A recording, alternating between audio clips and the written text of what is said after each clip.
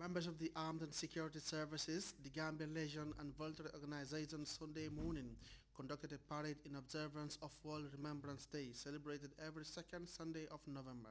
Samuel Ba witnessed the colorful march past at the July 22nd Square in Banjul and reports that the event is meant to recognize and appreciate the ultimate sacrifice of the war veterans of both wars and other military campaigns.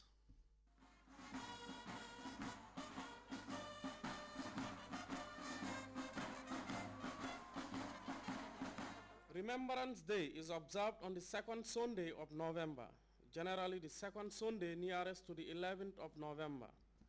The day is set aside to remember and appreciate all those men and women who bet their lives during the First and Second World Wars for the cause of humanity. The wars may have long gone, but their impact brought a great deal of disruption and challenges in many parts of Africa.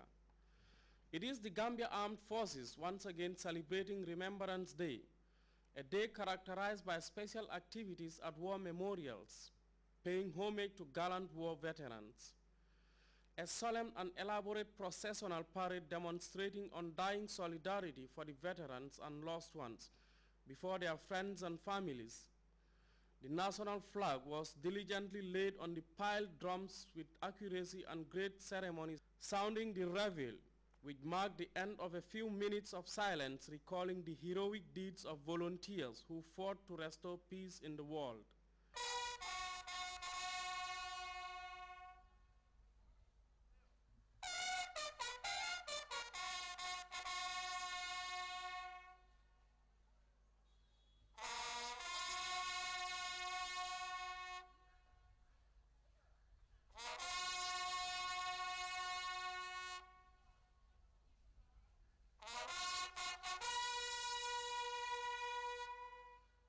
That activity was soon followed by the laying of fresh wreaths beside the war memorials.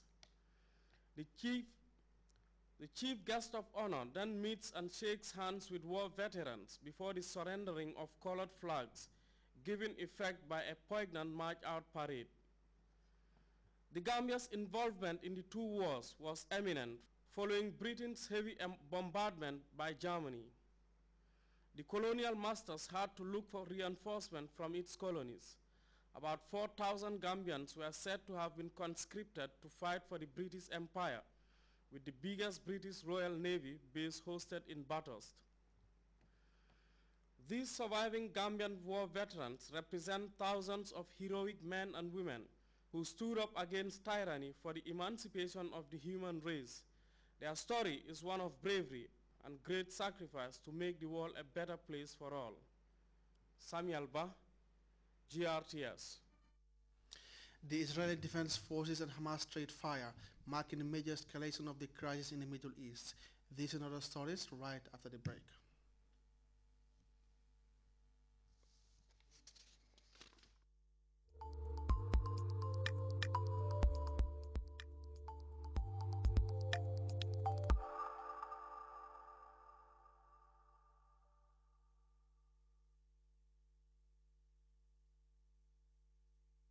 Welcome back. The Israeli Prime Minister Benjamin Netanyahu has warned of a major escalation if Hamas and its affiliates continue to fire rockets into Israel. The warning comes as both sides trade fire, leaving 5 Palestinians dead and 4 Israelis injured. The new round of hostilities started Saturday after militants fired a mortar on an Israeli patrol. We have details of that story in this CFI report. Escalating tensions between Israel and Gaza prompted the Israeli Prime Minister to issue a strong warning during a meeting of government ministers on Sunday. The world must understand that Israel will not sit with its arms crossed while attempts are made to harm us. Our response will be harsh. The new round of hostilities erupted on Saturday after a Palestinian mortar attack on an Israeli jeep patrolling the border wounded 4 soldiers. Israel responded with airstrikes, killing 5 Palestinians and wounding nearly 30 others. Palestinian militants, in their turn, fired up to 60 mortars into Israel. A radical jihadist group claimed responsibility for the attacks. On Sunday morning, another strike by Israeli aircraft claimed the life of 1 Palestinian. It is unclear whether he was a civilian or a militant. Each side blames the other for this new outbreak of hostilities. It is the patriotic, religious and moral duty of the Palestinian resistance to defend its people. The government of Israel is responsible for this instability because the Israeli occupation was the first to take aggressive action. Israel's defense minister has not said whether a major operation was in the planning, but with parliamentary elections in January, the Knesset is eager to reassure Israelis frustrated by the government's failure to stop the attacks. Opposition groups meeting in Qatar have agreed to join forces to oust embattled Syrian President Bashar al-Assad. In Pakistan, thousands of children have marked Malala Day in honor of the child activist who was shot and wounded by Taliban militants for championing girls' education. And the BBC Director General has resigned. We have more on this and other stories in this roundup. Opposition groups meeting in Qatar have agreed to form a national coalition to fight against President Bashar al-Assad. The deal stipulates a transitional government, a military council to oversee rebel groups and a judiciary in rebel-held areas. Meanwhile, there is new fighting across the country between the Syrian army and rebels. In Burma, 2 powerful earthquakes have killed at least 13 people and injured 40. The 6.8 and 5.8 magnitude earthquakes struck a central area of the country.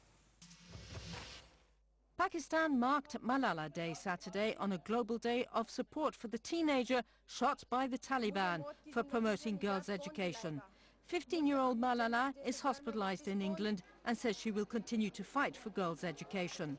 Her schoolmates in Mingora in Swat Valley celebrated the day behind closed doors because of fears for their security. In a dramatic move, the Director General of Britain's BBC, George Entwistle, resigned Saturday. Entwistle's resignation came swiftly after a BBC programme wrongly implicated a retired Conservative politician under former Prime Minister Margaret Thatcher's government in a child sex abuse scandal.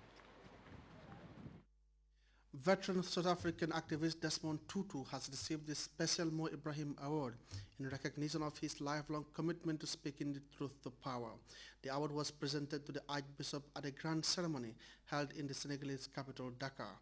We have more in this report.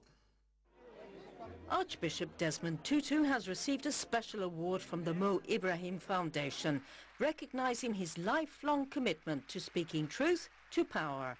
The award was presented to the South African Archbishop in Dakar. People can do great things. They don't need to be in government. And we want to celebrate civil society.